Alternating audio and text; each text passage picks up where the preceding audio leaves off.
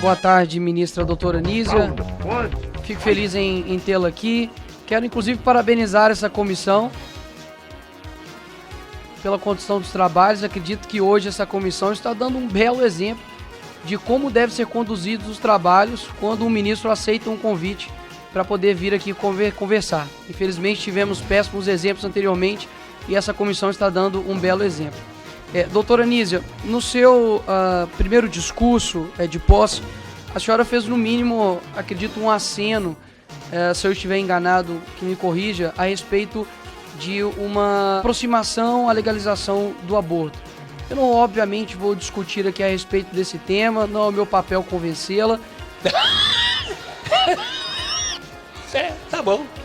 Se esse for o seu posicionamento, eu peço aqui, representando, acredito que uma boa parcela do país, que não concorda e que não milita em prol disso, para que, se isso for o seu posicionamento, né, que não eu, mas que o Espírito Santo te convença do contrário.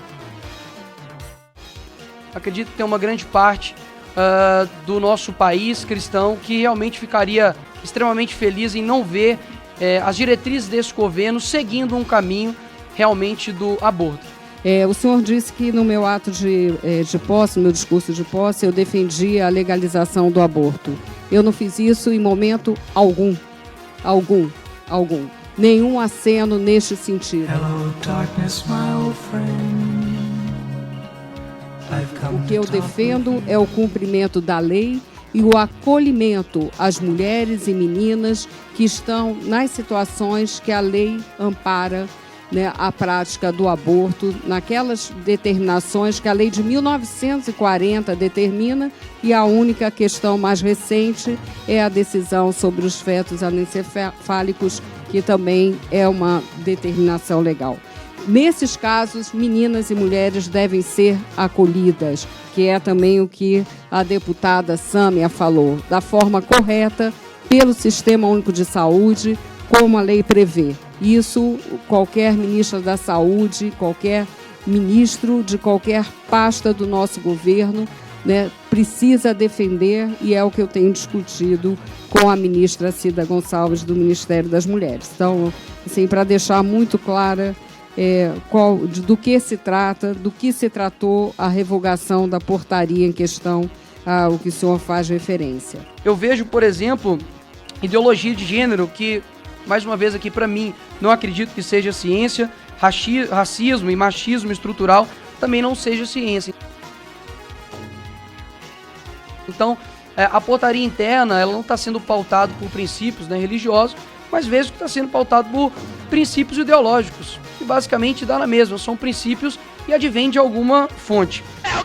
No inciso 1º também da portaria, consta que devem ser refutados quaisquer comportamentos, prática e discursos que gerem atos discriminatórios e preconceituosos. Nós não podemos, por exemplo, deixar na mão de crianças a realidade. Nós temos, por exemplo, crianças que acreditam em Papai Noel.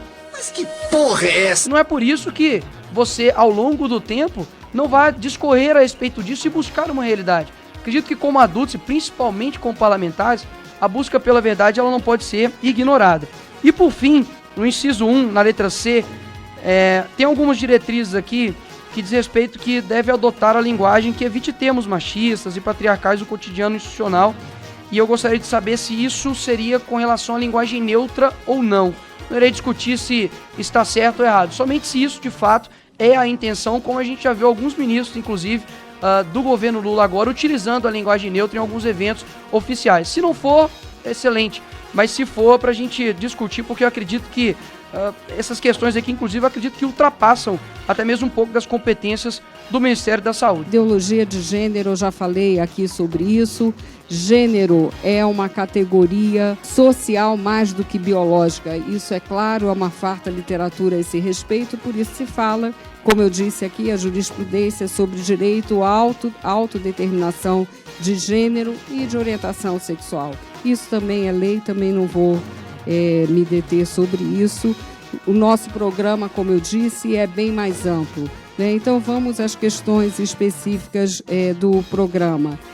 É um programa que visa... a questão da linguagem também já respondi, mas reitero. a questão da linguagem neutra é uma opção, ela não é para ser regulada, é uma opção. Toda a vida social muda, muitas expressões que usávamos antes não usamos mais. Eu mesma, hoje em dia, fico perplexa com coisas que eu li e não me chocaram e que hoje eu entendo que chocaram a muitas meninas, né? Vou dar um pequeno exemplo, que eu fui leitora e ainda sou de Monteiro Lobato, inclusive, para o meu neto de 7 anos. E Reinações de Narizinho começa com a frase: Nastácia, negra de estimação. Eu não vou mudar o texto do Monteiro Lobato, mas é inadmissível que nossos textos de hoje usem essas expressões. Entendeu, mano? Então isso é o conflito cultural na linguagem que temos que fazer. Se as pessoas optam pela linguagem neutra ou não, é uma opção.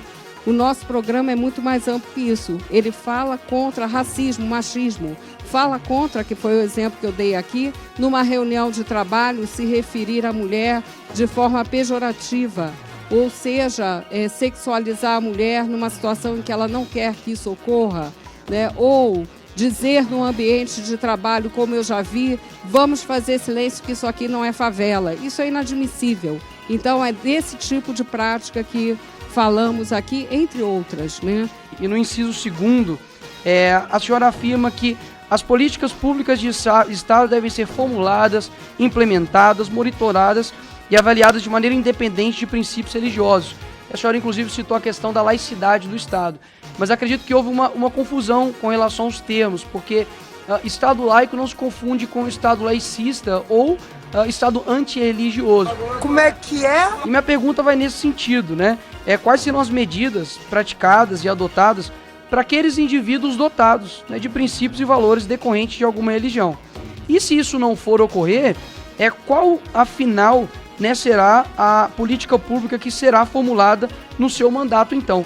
De uma maneira assim, muito clara. A questão da laicidade do Estado é da Constituição, como todos sabem. Em relação à religião, já também me pronunciei. Se o senhor assistiu ao meu discurso de posse, deve ter visto que houve também uma presença interreligiosa, né, de pastora, de padre, de rabina, de também um pai de santo, porque acredito no respeito à diversidade religiosa. Então, todos estavam presentes de forma simbólica àquele momento de posse no Ministério da Saúde, e faço questão de reforçar esse tema da liberdade, do respeito à diversidade religiosa, ainda que, como eu disse, a atuação do Ministério da Saúde se dê como deve ser, em termos laicos, mas acredito que o diálogo com os religiosos, né, e não sei se o senhor é religioso, mas se que nos ajude, por exemplo, para que não se propaguem as fake news contra as vacinas e contra a ciência. You win!